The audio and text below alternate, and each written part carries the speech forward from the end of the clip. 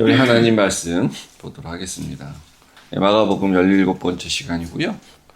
6장 7절부터 13절까지 말씀입니다. 제자들을 파송하시는 예수님의 그 메시지를 통해서 우리가 함께 보기로 합니다.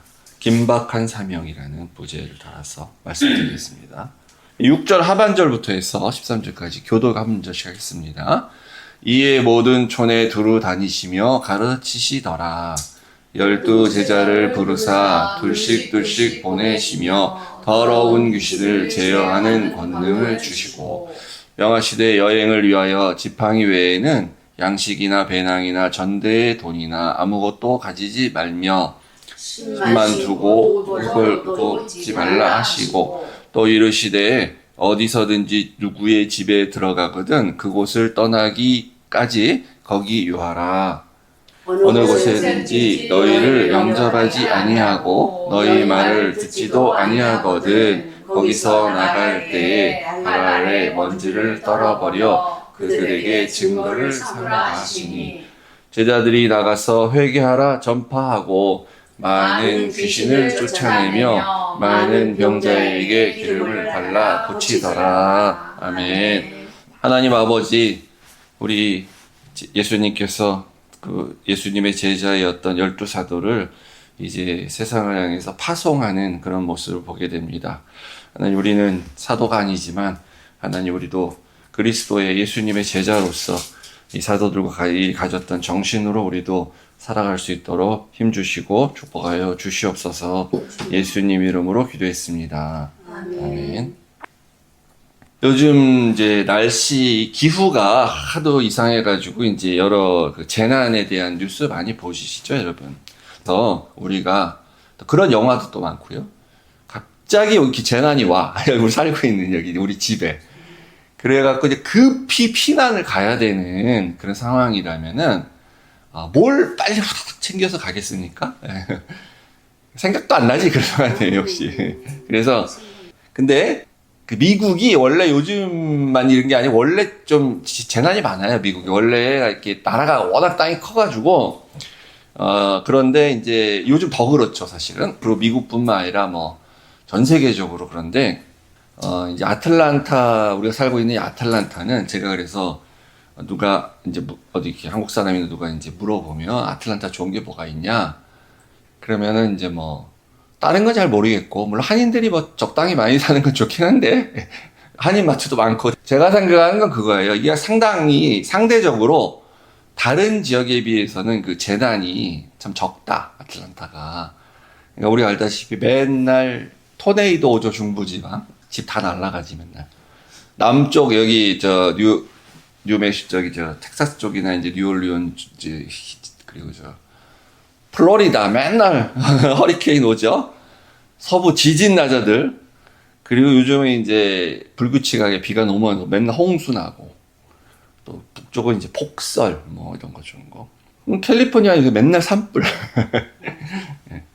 뉴저지도 막 산불 나고 막. 근데 이제 약간 이제 아틀란타는 또 약간은 이제 재난까지는 아니지만 여름이 이제 좀 더운데 더 덥고 폭염같이 될 때가 있고요. 북쪽은 강추위 막 이런 것도 있고요. 그런 거에 비하면 아틀란타는 상대적으로 거의 재난이 없고, 가끔 이제 여기도 저지대가 있다 그래가지고 이제 우리 많이 오면, 우리는 여기 비 오면 물이 싹 빠져가지고 비 왔는지도 모를 정도인데 저지대는 홍수가 좀 나고 잠기는 지역들이 좀 있는 것 같아요, 보니까. 그런 거에는 이제 상당히 괜찮죠, 아틀란타가. 캘리포니아는요, 그래가지고 이미 산불이 하도 나가지고 잘 사는 부촌 동네에 집은 집보험을 안 들어줍니다, 이제. 근데 이제 앞으로 점점 확대돼 갖고 캘리포니아는 집보험을 안 들어준다는 말이 있어요, 앞으로. 지금은 들어주지만. 감당이 안 되는 거예요, 도저히. 그러면은 이제 몰개지 받기도 힘들고 집 사기도 힘들죠, 보험이 없으니까. 근데 또 뭐 정확한 건 아니죠, 제 예상에. 보험회사가 거기에 이렇게 피해 보상을 막 해주면 그러면은 우리 보험료도 올라요. 전국 내셔널하게 돼 있기 때문에 전국적으로 올린다고 다.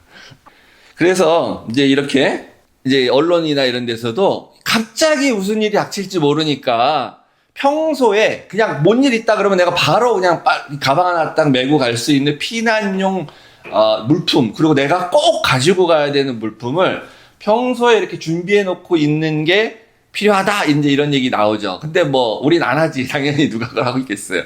근데 저는 속으로는 이제 가끔은 이거 좀 필요하겠는데 이런 생각을 좀 하긴 해요. 무슨 땅을 파가지고 무슨 뭐 벙커를 만들어서 들어가진 않아도, 근데 뭐 그냥 죽으면 죽는 거지 뭐, 그러다 안 가 뭐, 그럼 모를까, 그런 상황이 아니면 어쨌든 이제 뭔가를 빨리 챙겨서 가야 됩니다. 그럴 때 뭘 챙겨가야 될까, 뭘 급하게 가져갈까, 이런 생각을 하게 되는데, 오늘 예수님께서 이렇게 제자들한테 전도 여행을 보내시는 이 본문이 약간 이런 상황과 좀 비슷한 그런 이제 모양이 약간 있습니다. 그냥 언뜻 우리가 읽었을 때는 이제 전도자의 자세, 전도자의 어떤 마음가짐, 또 이렇게 태도, 그런 거를 얘기하는 것 같아요. 하나님만 의지하는 삶을 살아라, 물질을 기대하지 마라, 이렇게 딱 봐서는 그런 걸로 이제 보여지죠. 그것도 있어요. 뭐 맞긴 맞아요. 근데 다른 각도에 조금 보면은 이제 지금 빨리 떠나야 되는데 네가 언제 지금 무슨 평소에 여행 갈 때 그런 준비할 시간이 어디 있냐? 그럼 가져가지 마. 그래서 양식, 배낭, 전대의 돈이나 아무것도 가져가지 말며, 옷도 두 벌 입지 말고, 물론 뭐 제가 볼 때 이거 준비하는데 오래 시간 걸리는 건 아니지만, 어쨌든 이제 약간 그래, 시급하다 지금.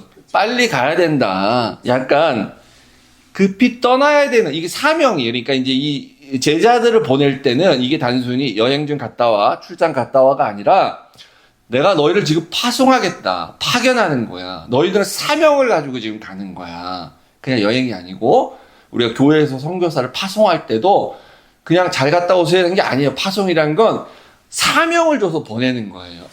그런데 뭐 이것저것 하고 그럴 시간 없다, 지금 급하단 말이야. 내 메시지를 저기서 빨리 전해야 돼, 네가. 그러니까 이제 이렇게 다 가져가지 말고 빨리 가야 돼. 이런 이제 뉘앙스를 우리가 여기서 발견할 수가 있어요. 그래서 이게 이제 잘못 읽으면, 교회에서 사람을 전도대로 보낼 때, 혹은 선교사로 보낼 때, 이게 교회가 따라야 될 일종의 가이드라인, 지침이라고, 우리가 생각하고 오해할 수가 있는데, 그러려고 말씀하신 거 분명히 아니에요. 근데 역사적으로 이렇게 하려고 했던 사람들이 꽤 굉장히 많이 있습니다. 근데 이제 꼭 그런 게 아니란 거는 예수님이 또 스스로 말씀하셨어요. 증명하셨어요. 우리가 잘 알고 계시는 누가복음 22장 이렇게 보시면은, 야, 내가 전에 너희 전대와 배낭과 신발 없이 보냈을 때에 부족한 게 있더냐?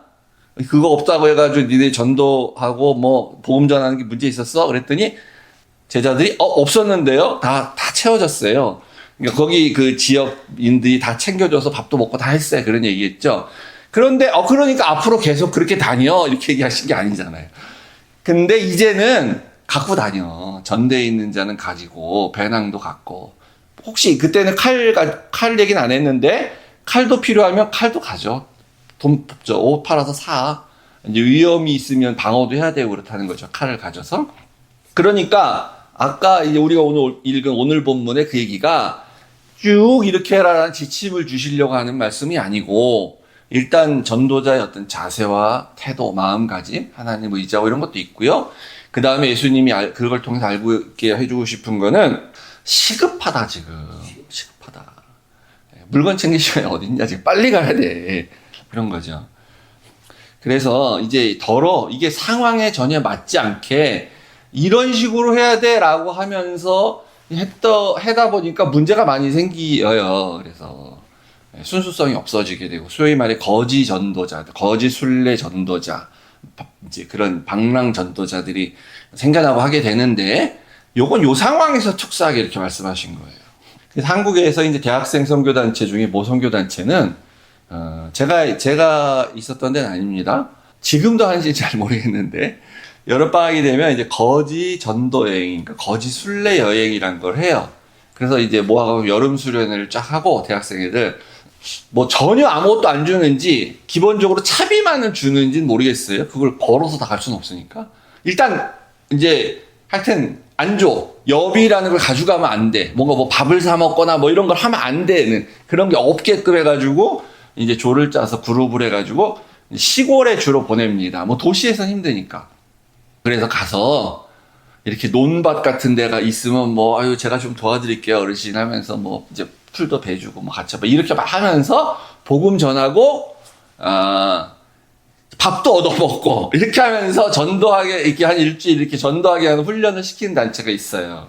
굉장히 이제 훈련적인 차원에서도 좋기도 하고 효과도 많이 있는데 근데 자칫 잘못하면 오해를 살 수도 좀 있는데 한국에서는 이제 워낙 대학생들이 여름에 농활이라 그래가지고 농촌에 가서 봉사해주는 이제 그런 일을 이제 하던 전통이 있으니까 아마 좀 거부감 없이 잘 됐었던 것 같아요. 그리고 애들 태도가 이제 중요하겠죠. 근데 이제 어쨌든 젊은 애들이 와서 시골에서 많이 해주니까 아이 뭐 밥 한 끼 주고 뭐 또 여기서 자 뭐 이렇게 하고 그런 거 한국에 이제 그런 인심이 있죠. 근데 우리가 해외에 나가서 그렇게 할 수 있나요? 불가능한 거죠. 그렇게는 안 되죠. 그래서 이 지침은 꼭 그렇게 하라는 예시기가 아니다라는 거를 이제 기억하시면서 이 본문에 있는 몇 가지 우리 살펴볼 거 의미가 있는 걸 한번 보겠습니다. 근데 여기 이 본문이 약간의 문제가 있어요. 왜냐면요, 이 마가복음에서는 지팡이 외에는 나머지 가져가지 말라 그랬잖아요. 그 지팡이 가지고 가도 된다는 얘기잖아요, 이 말이. 그리고 신는 신고 가라 했죠. 신만 신고 옷은 2벌 이상 가져가지 말고 이렇게 했는데 이게 병행 구절인 마태복음하고 누가복음을 보면은 이게 좀 달라요. 마태복음은 누가복음에서 신 얘기는 안 하는데 누가 마태는 같은데 지팡이도 가져가지 말라고 이렇게 얘기했다 그래요. 신이나 지팡이를 가지고 가지 말라. 나머지는 같습니다. 그래서 이게 어떻게 된 거야?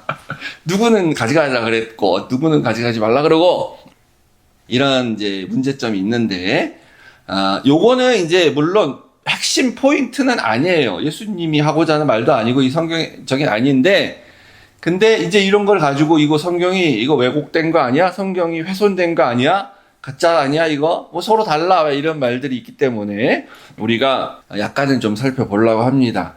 취지는 그거예요. 정확히 무슨 물품이냐가 문제가 아니고 일반적으로 그냥 여행을 가면 다 필요한 거예요. 배낭, 전대, 돈, 지팡이, 신, 옷 다 있어야 돼 일반적으로. 근데 일상적으로는 필요한 거지만 그러나 내가 이 사명을 가지고 가는 전도자의 입장에서는 가능한 한 가볍게 가서 없어도 거기 가서 어떻게 그러니까 이제 얻어먹든지 해갖고 환대를 받아서 그렇게 할 수 있는 거야. 이제 빨리 가야 되는데 급히 가야 된다라는 그런 의미는 공통적으로 똑같아요.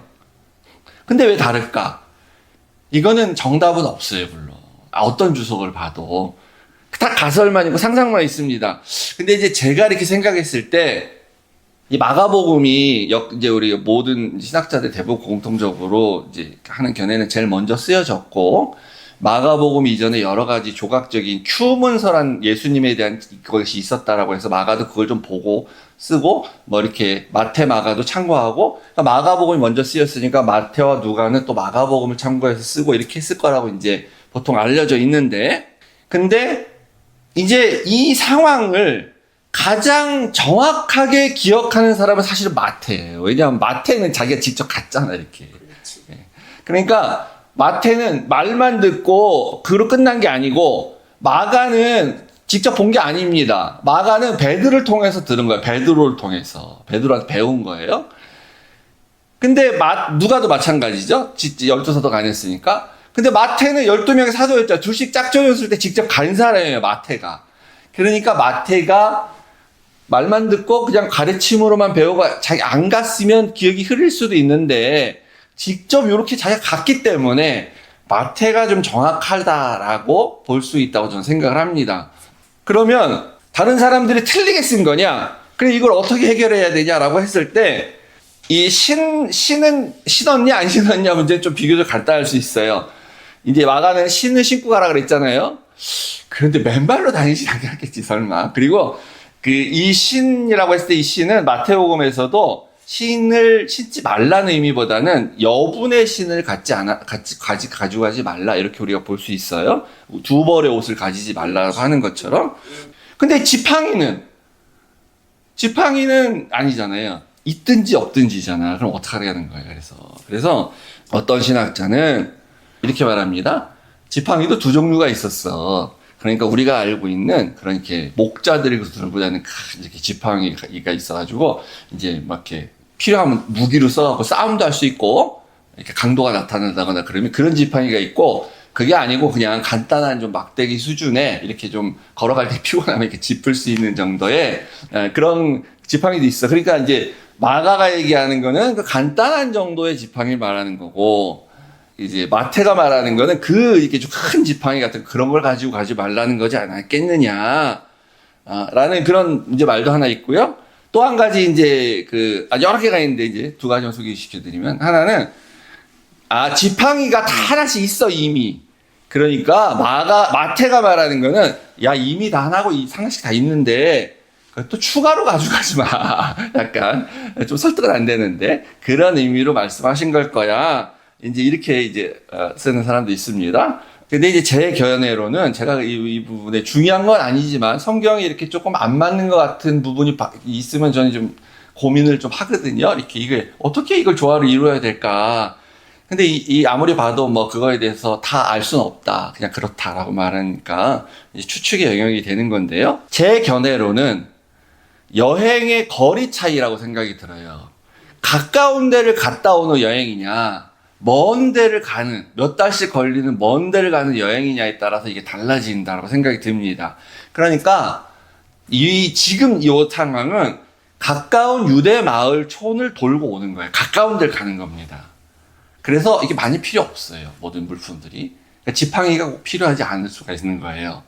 그래서 사실 예수님은 그래서 가지고 가지 말라 그랬는데, 근데 이 마가복음을 쓸 때는 로마에서 쓰면서 로마 교인들한테 이제 이걸 들려줍니다. 근데 이제 베드로가 원래 예수님이 지팡이 가져가지 말라 그랬어라고 말을 해줬는데 마가가 이렇게 썼을 수도 있고, 아니면 이제 마가도 지팡이 가져가지 말라 그랬는데 후대에 필사하는 사람들이 이건 말이 안 되잖아. 그래서 지팡이 외에는 이렇게 썼을 수도 있는데, 이런 생각이 전 들어요. 마가가 예수님이 이렇게 말했다. 지팡이를 가지고 가지 말라 그랬다. 여행을 가는데 이렇게 말을 만약에 로마 교인들한테 하면, 그러면 교인들이 이런 생각을 할 수 있지 않겠습니까? 아니 저 예루살렘, 유대 땅 예루살렘에서부터 로마에 복음을 전하러 와야 되는 전도자인 베드로나 이 마가가 여행의 필수품인 지팡이도 없이 온단 말이야? 어떻게 그렇게 가능한 거야? 성경은 되게 이상한 책이네. 예수님은 되게 비상식적인 말씀을 하시네.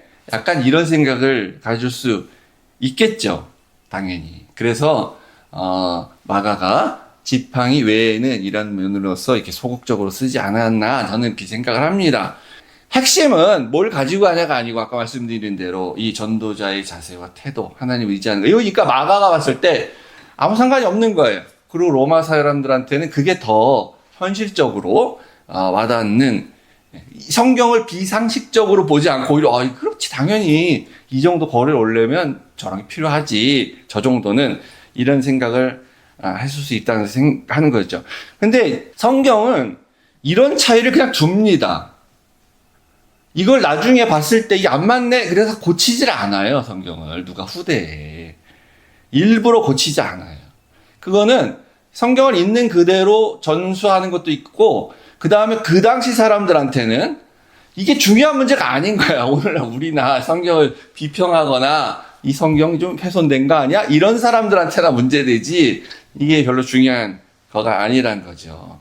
그래서 그 정도로 여러분 이해를 하시면 되고, 저의 그냥 개인적 추론과 상상이니까 그걸 믿지 않으셔도 됩니다. 그건 뭐 중요한 부분이 아니었어요. 우리 본문 가운데서 이제 몇 가지 의미를 살펴볼 걸 좀 보겠는데, 예수님이 이제 12제자를 불러서 둘씩 보내셨습니다. 그러면 이제 6팀이 나왔겠죠? 둘씩이니까. 왜 둘씩 보냈을까? 당연한 걸로 물론 보여집니다. 왜냐하면 혼자 가는 것보다 둘이 나을 거고, 그 다음에 이제 당시 유대의 그 모든 율법적 전통을 보면 증인의 최소 단위가 2명이에요. 뭘 증인으로 이렇게 사람을 송사하거나 변호하려면 2명이 있어야 돼. 같은 말을 하는 사람. 2명 이상, 그러니까 3명이면 더 좋고 4명이 더 좋고. 그래서 둘씩 뭐 그냥 자연스럽지 않냐 보내는 게 당연히. 그래서 그런데 이제 이게 경험적으로 보면 이게 참 묘한 숫자예요. 우리가 한국에 있을 때도 보면요. 그 아주 깔끔하게 생긴 미국 백인이 이렇게 아주 이렇게 흰 옷 입고 까만색 바지 입고 단정하게 입고 자전거 타고 와가지고 그게 전하잖아요. 월명교 한국에 와서 이렇게 선교하잖아요. 두식 꼭 옵니다. 3명이면 더 좋을 것 같지 않습니까? 3명? 하나님도 3분이신데 3명이 딱 와가지고 2명보다 3명이 나을 것 같지 않아요? 어쩔 때는 3명이 이렇게 할 때가 좋죠. 하나님 일을 할 때 3명이나 4명이나 많으면 많을수록 좋을 것 같아요. 근데 제가 볼 때는 이런 경우엔 2명이 좋다고 생각합니다. 뭐냐면 이게 한쪽으로 의견이 쏠리지 않을 수가 있어요. 둘이면은. 이 각각 견해가 똑같으면 다행인데 다를 경우에 그러면은 대등하죠. 1대1이기 때문에. 그래서 3명인 경우에 무슨 문제가 생기냐면 둘이 일치가 되고 1명이 다르면 2명의 의견을 따라갈 수밖에 없어요. 2대1이니까. 근데 전도를 한 상황에서는 우리 예수님의 지난주 본문도 봤지만 고향에서 배척당하는 것처럼 이제 배척을 당해. 무슨 문제가 생길 것 같아. 그러면 이제 한 사람은 그래도 하자.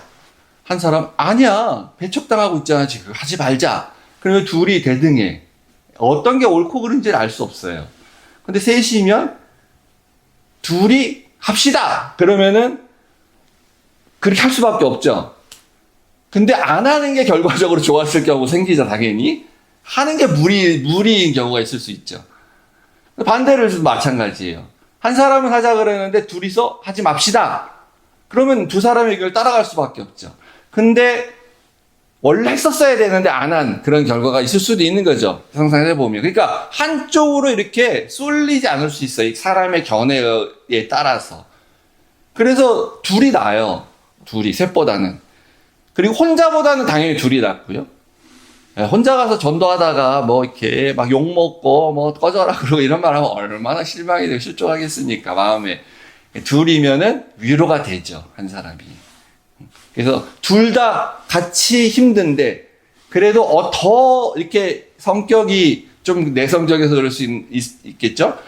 더 디프레스가 되는 사람이 있고 당연히 덜 디프레스가 되는 사람이 있을 거예요. 그러면 이 사람이 이 사람을 위로해주고 다시 힘을 얻을 수가 있게 되죠. 그래서 2명일 때 1명이 다른 1명을 리드할 수가 있어요. 근데 3명이면 그거는 그냥 끌려갈 수밖에 없는 겁니다. 그래서 제가 볼 때 둘이라는 게 그런 묘한 수예요. 그런 의미가 있다고 보여집니다. 그래서 오늘날도 우리가 전도 여행을 보낼 때 우르르 가거나 셋이 가거나 하는 것보단 둘씩 보내는 게 가장 좋은 방법입니다. 숫자적으로는. 그리고 이제 더러운 귀신을 그래서 이제 둘씩 세워서 더러운 귀신을 제어하는 권능을 주셨습니다. 예수님께서. 그러면 이 귀신을 쫓아내는 것, 더러운 귀신을 쫓아내는 것은 앞에서도 우리가 몇 번 케이스를 봤지만 그냥 표면적으로 보면 그 귀신에 사로잡힌 바 되어가지고 고통당하고 있는 그 불쌍한 영혼을 이렇게 치유해주는 그 영혼 가운데서 그 몸 가운데서 귀신을 쫓아내서 그 사람을 회복시켜주고 구원을 하는 그런 단순히 보이면 골고만 보이는데 크게 보면 이 귀신을 쫓아내는 거는 영적 전쟁을 우리가 하고 있다라는 걸 계속 말하는 거예요. 영적 전쟁. 사단과의 싸움이 지금 예수님이 오심으로 말미암아 이제 전면전이 되었다. 우리의 모든 행위는 영적 전쟁이야. 이게 단순히 눈에 보이는 어떤 이상한 증세를 보이는 귀신 들린 자라고 하는 사람을 쫓아내는 것뿐만 아니라 악의 세력과 이제 싸우는 거야. 그리고 종말의 때가 있어. 그때 되면은 완전히 예수님께서 승리자로서 다시 재림하실 거야 하는 거. 그래서 이제는 그게 무슨 말이냐 다른 말로 하면 하나님의 나라가 이제 왔어, 완전히. 하나님 나라가 왔기 때문에 하나님 나라 나가세요라고 싸우는 거야 라는 거를 이제 말하는 거죠. 그래서 치유하고 말씀 전하고 이거보다 여기 더러운 귀신을 제어하는 권능을 주셨다는 걸 앞에다가 먼저 얘기를 하는 것 같습니다. 그래서 이 사도들은 이 12명의 6팀의 사도는 그 이후에 모든 전도대는 이제 내가 그런 사명을 받아서 파송을 받아서 난 하나님 나라의 지금 일종의 그러니까 대사야, 사자야. 또 다른 말로 하면 난 하나님 나라의 경호원이야. 그러니까 나는 가서 뭐 해야 돼? 미리미리 준비시키는 일을 해야 되는 거야. 뒤에 우리의 왕이 오시기 전에. 경호원이 그런 거 하는 거잖아요. 우리 대통령이 이제 내 이름이 여기 지나가는 거기 때문에 와서 모든 것을 다 점검하고 그 모든 준비를 해야 되는 것처럼. 그러니까 앞으로 이런 일이 일어날 거야. 준비해야 돼, 당신들. 나도 준비하지만 당신들이 준비해야 돼. 하고 말하는 그런 일을 하는 게 이 전도대 역할이에요. 그럼 뭘 준비해야 되냐? 12절에 나왔던 것처럼 회개하는 게 준비하는 거죠. 회개하는 게. 그래서 둘씩 가서 이러한 일을 해야 된다라는 것을 볼 수가 있고요. 그 다음에 10절, 우리가 이제 11절을 봤을 때에, 그 전도대는 좀 상식적이어야 돼요. 그리고 예의가 좀 있어야 됩니다. 10절이 무슨 말입니까? 오늘 딱 마을에 들어갔는데 어떤 사람이 아이고 예수님의 제자들이 오셨습니까? 하면서 우리 집에서 유하세요? 라 그래갖고 그 전도대 2명이 이제 어느 집에 들어갔어요. 그곳을 떠나기까지 거기 유하라 그래. 왜 하겠습니까? 딱 들어가서 봤는데 이제 다음날 나가가지고 이제 사람들한테 말씀도 전하고 뭐 이제 기름 발라서 치유도 하고 귀신도 쫓아내고 막 이렇게 하고 그러니까 막 사람들이 또 막 오고 그럴 거 아닙니까? 그랬더니 이제 딱 봤더니 그 마을에 이 내가 어제 잤던 집보다 더 잘 사는 사람이 딱 있어. 아이고, 베드로님, 우리 집으로 오세요, 우리 집으로. 그 집은, 아이고, 집도 너무 엉망이고, 뭐, 가난하고, 우리 집으로 오세요. 그러니까, 저 집이 가면 이제 잠도 편하게 잘 수 있고, 또 먹을 것도 뭐, 풍성하게 대접해 줄 것 같고, 그럴 거 아닙니까? 그러면 옮기고 싶겠죠, 당연히. 이렇게, 공평하게 내가 복을 나눠준다라는 생각을 가지고, 오늘은 내가 당신 집에 가겠어. 뭐 이렇게 이제 할 수 있지 않습니까? 하지 말라는 겁니다. 그러지 말라는 거예요. 거기서 끝까지 유의하라. 왜 그러겠어요? 그러면은 사람들이, 우리 목사님은 부자만 좋아해. 부잣집만 신방 가. 그런 말 듣는 거니까. 그러면은 순수하게 안 보죠. 믿으려고 하다가도 안 믿게 되지. 예수가 말하는 복음이 이런 거야? 하나님 나라는 그런 거야? 가난하다고 무시해? 그렇게 된다는 겁니다. 근데 오늘날 여전히 우리가 그러고 있는 거예요. 그래서 상식적으로 당연히 하지 말아야 되는 거고, 이제 그런데 이제 그 영접을 안 해. 어떤 마을을 갔더니 말도 안 들으려고 그래. 꺼져라 그러면서 이제 전혀 들으려고 하지 않습니다. 그때는 거기서 나갈 때 너희가 발 아래에 먼지를 털어서 그들에게 증거를 삼아라 라고 하는데, 이게 딱 보면 이게 뭐야 이거? 아니 우리가 좀 이렇게 안 들었다 그래가지고 무슨 저주하는 거야? 무슨 이렇게 보이지 않습니까? 근데 이게 그게 만약에 그 시대에 저주하는 행동이라 그러면은 그러면 안 되죠. 사실은 무례한 거죠. 근데 이게 당시에 관습인데, 이방인 지역을 유대인이 갔다 왔을 때 불가피하게, 원래는 안 다닙니다. 이방인 지역으로 걸어 다니지도 않아요, 유대인들은. 근데 어쩔 수 없이 갔다 왔어. 근데 갔다 오면 그럼 어떻게 하냐면 내가 부정하다, 불결하다고 해서 자기 발에 먼지를 털어요. 이렇게 이방인의 땅을 밟고 왔다 그래가지고. 그러니까 이렇게 하라는 건 뭐냐면, 예수님 말씀이 아무리 혈통상으로 유대인이고 다윗의 자손이면 무슨 소용이 있냐. 이 하늘나라의 복음을 가서 전했는데 너희들이 안 믿으면 너희들은 똑같은 거야. 이렇게 선언을 하라는 겁니다. 그것도 저주라면 저주일 수 있는데, 어쨌든 그래도 이거는 받아들일 수 있는 정도의 행위죠. 자기들이 잘못한 게 있으니까. 그러니까 비상식적인 행위가 아니에요. 근데 이제 우리가 오늘날에도 예의 없이 이렇게 말하고, 행동도 예의 없이 하고, 무례한 기독교라는 얘기가 있지 않습니까? 기독교가 너무 무례한 거예요. 근데 지난주에도 봤죠? 예수님은 믿음을 강요하지 않습니다. 안 믿으면 본인 책임이야, 그냥. 그러니까 들은 얘기인데, 이민교회니까 워낙 뭐 교인들 부족하고 그러니까 교인들이 이렇게 옮기는 거에 대해서 교회를 옮기는 거에 대해서 목사들이 굉장히 민감하죠. 그래서 어떻게든지 못 옮기게 하려고 붙잡고 가지 마세요 막 이렇게 하고, 그러면 이제 그 사람이 왜 옮기려고 하는가 하는 그 마음의 문제나 이런 거를 해결해 줄 생각은 안 하고 뭐 엉뚱한 얘기를 하고 그러는 건데, 어떤 경우에는 이사를 가야 되니까 진짜 멀리 가니까. 그러면은 이제 교회를 옮기지 말라는 이유가 이사를 가지 마라. 너가 지금 이 하나님이 주신 이 교회를 섬기지 않고 네가 이사를 가면은 너한테 화가 있을 거다. 뭐 이런 얘기를 하고 그런 때는 얘기를 제가 들었습니다. 타주에서 여기 아틀란타 올 때. 그래서 그분이 그래서 이제 실족을 해가지고 교회 안 다니는데, 근데 더 웃긴 거는 그 이사 가지 말라고 한 그 목사가 아틀란타로 자기는 이사 와가지고 목사는 자기는 이사가 사역지 따라서 또 그 뭐 하는 거야 지금. 그런 무례함, 그런 얘기 하면 안 된다는 겁니다, 전도자는. 그래서 예수님께서 지금 하신 말은 뭐냐면요, 뭐 기다리고 타협하고 니들 좀 제발 좀 믿어줄래? 이렇게 그런 거 하지 말라는 겁니다. 낭비할 시간 없다. 바로 다른 마을로 가라. 지체할 시간 없어. 이런 거죠. 그래서 자신에게 주어진 기회가 왔는데 놓치면은 화가 있을 거고 그 책임은 다 네 책임이다. 네가 안 받아들인 거야. 예, 그렇게 딱 예수님은 그렇게 선언을 하라는 겁니다. 우리가 복음 전함에 있어서 무례하면 안 되는데 약간은 당당함은 있어야 돼요.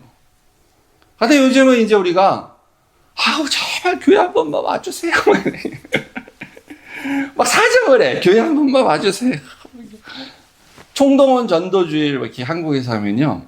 그 우리 누님이 이제 지금은 딴 데 사시는데 이제 분당 사실 때 그 분당에 대형 교회가 굉장히 많거든요. 그래가지고 대형 교회가 그만큼 많다는 얘기 뭐냐면 또 거기 기독교 인구가 되게 많다는 거예요. 그래갖고 우리 누님이 사는 아파트에 자기가 알고 있는 그 동네 그 라인에 몇 가정 빼고 다 교회 다니는데 전부. 근데 이제 그 각 교회마다 총동원 전도주의를 해. 그러면 집사 체면에 누군가를 데려가야 돼. 누군가는. 어쨌든 간에. 그러니까 안 데리고 가면은 이제 또 교회에서 체면이 또 이렇게 손상이 되니까. 근데 데려갈 사람은 없어. 자기가 알고 있는 주변 사람 다 교회 다니는데 뭐 찾아보면 있겠죠. 근데 잘 알지도 못하는 사람은 뭐 강제로 데려갈 수도 없고. 그래가지고 이제 저 언니 혹은 형님 우리 교회 이번 주 한 번만 와주세요. 우리 누나 교회 다니는데. 그 데리고 가. 우리 누나가 다니는 교회에서 또 청동원주의랑 언니 내가 그때 한 번 갈게요 대신. 그러고 한 번씩 이렇게 왔다 갔다 해주는 그런 얘기를 들었어요 누나한테. 막 우리가 이렇게 매달리죠. 막 그냥. 그래가지고 이제 제가 예화를 드는 건요, 지어낸 얘기는 하나도 없습니다. 저는 그 싫어하기 때문에 지어낸 얘기나 남한테 들은 얘기는 절대로 예화 안 합니다. 거짓말 같은 얘기, 막 지어낸 얘기, 그 뭐 예화라고 하는 거는 사람 속이는 거예요. 다 사실이고 다 들은 얘기만 해요. 그래서 제가 예화는 거의 일단 자주 안 하기도 하지만 어쩔 수 없이 하거나 필요하다고 생각할 땐 다시 진짜 얘기 싫어하고 들은 얘기예요. 그래서 일당을 줄 테니까 우리 교회 한번 와라. 한국은 이제 이렇게 해요. 하루 일하면 5만 원 받지 내가 5만 원 줄게. 우리 교회 와서 1시간 앉아 계세요. 그렇게도 하고 이제 뭐 집사님들이 하는 것뿐만 아니라 목사님이 나도 그렇게 했어. 막 이렇게 해서 그리고 또 막 그래서 당신들 데려올 사람 없으면 일당 주고라도 데리고 와서 앉아. 이렇게 앉혀라. 뭐 데리고 와서 그렇게 얘기합니다. 그 전도에 대한 부담감을 약간 주는 건 좋은데요. 그러니까 이게 틀렸다 맞다를 떠나서 이렇게 말할 수 있겠죠? 그렇게 해서라도 복음을 전하고 그 사람이 믿으면 되는 거지 라고 할 수 있고, 한편으로는 그렇게까지 해서 해야 되나? 그게 진짜 믿음인가? 그 사람이 과연 진짜 믿음을 갖게 될 건가? 물론 가는 사람이 있습니다. 이렇게 해서 왔다가 뭐 나 믿었어요 그런 사람 간증도 하고 뭐 그러는데, 우리가 이렇게 좀 당당함이 없이 매달리고 뭐 그냥 사정하고 뭐 그렇게 해야 되나? 그렇다 그래서 우리 무례해도 안 되고요. 전하는 우리가 내용도 중요하지만 전하는 사람이 중요합니다. 그러니까 우리가 좀 무례한 기독교 되면 안 되고, 무례한 교회 되면 안 되고, 또 무례한 전도자가 되면 안 됩니다. 그래서 우리는 예수님의 이 취지와 말씀에 비춰서 내가 하나님의 그런 처분에 맡기는 삶을 살겠습니다. 주님 주신 것만으로 살겠습니다. 라고 그냥 고백하는 거죠. 그래서 그렇게만 살 수 있으면 그 사람이 제일 부자죠. 제일 넉넉한 사람을 사는 것이죠, 사실은. 주님이 나와 지금 함께하고 계시는 건가? 나는 그것만으로 만족할 수 있는 건가? 네. 그런데 우리가 살고 있는 세상은 지금 긴박해. 당장 짐 싸가지고 떠나야 될지 몰라, 어느 순간에. 예수님이 재림하시는 그날은 우리 도망갈 필요 없는데, 그날이 절정의 날일 수가 있겠죠? 당장 짐을 싸야 돼, 내가. 나는 뭘 갖고 살아왔는지. 나는 이런 걸 안 가지고 다녔습니다, 예수님. 난 지팡이도 없이 다녔습니다. 나는 전대도 가지고 살지 않았습니다. 오히려 이렇게 얘기를 해야지. 내가 이렇게 다 쌓아놓고, 예수님, 당신이 나한테 축복해 줘서 제가 이걸 다 이렇게 가지고 살고 있었습니다. 이렇게 말하면 예수님이 좋아하시겠습니까? 우리는 이제 사도도 아니고요. 또 선교사도 아니고 이렇게까지 살 수는 없어요. 살 필요도 없고요. 목사들도 이렇게 살진 않죠. 그리고 상황이 이렇게 돼야 우리가 이렇게 사는 거지. 상황이 이렇지가 않은데 어떻게 이렇게 일부러 살겠어요, 우리가. 그럼 저 사람 이상한 사람이라고 생각하겠지. 근데 이제 선교사를 가거나 우리가 이렇게 선교단체 또 저 같은 경우에 대학 졸업하고 선교단체 간사가 되고 또 초년 목회자로서 전도사의 삶을 살고 신학교 다니고 그럴 때는 가끔은 약간 이런 경험을 하게 되는 거예요. 가끔은. 이렇게 경험을 하면서 내 상황 자체가 이러니까 하나님 앞에 기도하면서 하나님께서 이렇게 주셔야지 안 주시면 못 삽니다. 라고 이렇게 매달리고 고백하고 그럴 때가 있는 거죠. 그때 외에는 잘 없죠. 그러니까 내가 스스로가 이런 정신을 가지고 산다. 늘 그런 마음을 가지고 그렇게 살아야만 하는 거라고 우리 믿습니다. 우리 성도님 모두가 이렇게 하나님의 처분에 맡기고 말씀대로 믿고 사는 그런 삶을 사는데, 그러나 밖에서 저 좀 이상한 사람이야. 너무 무례해. 말을 무슨 저렇게 무례하게 하면서 무슨 복음을 전하려고 해. 이런 그런 삶 살지 않으시기를 주의 이름으로 축복합니다. 아멘. 그래서 오늘 마지막 찬양은 날마다 우리 숨쉬는 순간마다 오랜만에 진행 한번 해보겠습니다. 날마다 숨쉬는 순간마다 하나님께 몸을 맡기는 그런 삶을 살기를 고백하는 마음으로 마지막 찬양 함께 드리겠습니다.